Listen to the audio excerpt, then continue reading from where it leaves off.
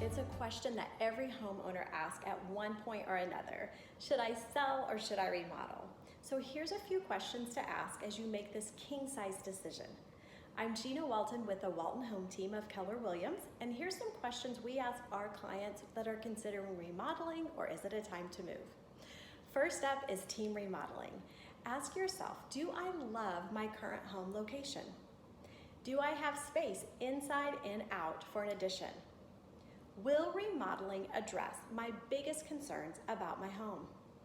And do I have a place to move temporarily during the moving process or the patience to live under the same roof as construction takes place in my home? If a yes is to most of these questions above, then perhaps remodeling is the best in your future. Now next up is time to move. Do you anticipate needing more space than a remodel can provide in the next 5 years? Will remodeling put your home above neighborhood values?